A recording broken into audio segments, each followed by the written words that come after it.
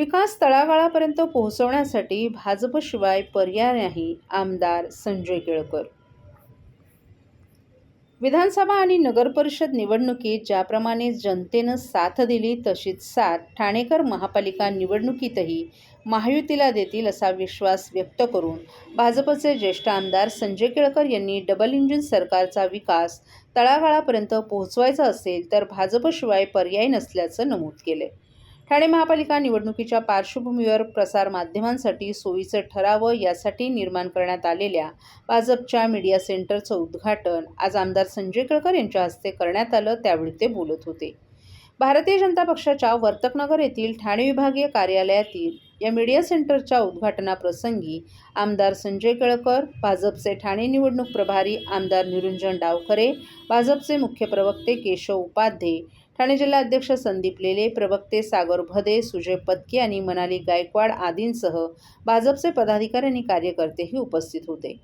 प्रारंभी जिल्हाध्यक्ष संदीप लेले यांनी ठाणे महापालिकेच्या निवडणुकीसंदर्भात प्रास्ताविक करून ठाण्यातील 40 पैकी 32 जागा निवडून आणण्याचा विश्वास व्यक्त केला. तर आमदार केळकर यांनी मुख्यमंत्री देवेंद्र फडणवीस यांच्या नेतृत्वाखाली विकासाची कामं महाराष्ट्रभर सुरू असून ही न थांबणारी कामं असल्याचं सांगितलं. महाराष्ट्रातील जनतेच्या आशीर्वादाने विधानसभा तसंच नगरपरिषद निवडणुकीत मिळालेल्या घवघवीत यशाच्या आसपास देखील कुठला पक्ष नाही, तेव्हा डबल इंजिन सरकारचा हा विकास जर तळागाळापर्यंत पोहोचवायचा असेल तर भाजपला पर्याय नसल्याचं नमूद केलं.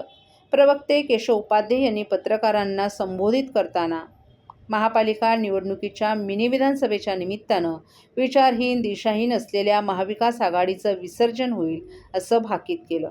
नुकत्याच पार पडलेल्या नगरपरिषद निवडणुकीत भाजप एक नंबरचा पक्ष ठरला, तेव्हा 29 महापालिकांचा निकाल जेव्हा लागतील तेव्हाही भाजपचा नंबर 1च राहील, कारण विरोधकांकडे कुठलेही मुद्देच नाहीत. मुख्यमंत्री देवेंद्र फडणवीस यांच्या नेतृत्वाखाली शहरांचा विकास होत असल्यामुळे आम्ही विकासाचे मुद्दे घेऊन जनतेपुढे जात आहोत असं नमूद करून पत्रकारांनी निवडणुकीदरम्यान या अद्ययावत मीडिया सेंटरचा अधिकाधिक उपयोग करून घेण्याचं आवाहन केलं.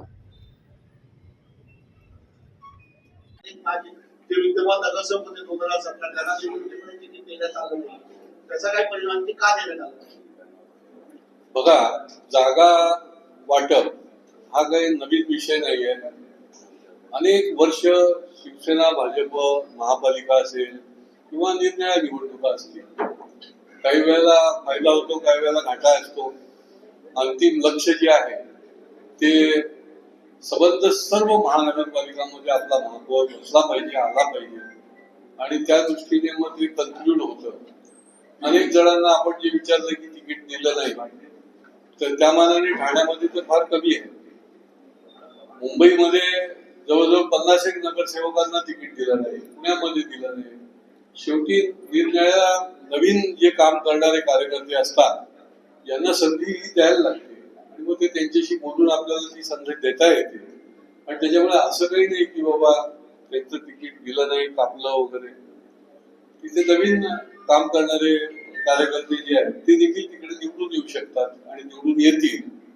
आणि हा प्रयोग पूर्वी देखील आहे झालेला. शेवटी लोक पार्टी म्हणून मतदान करतात.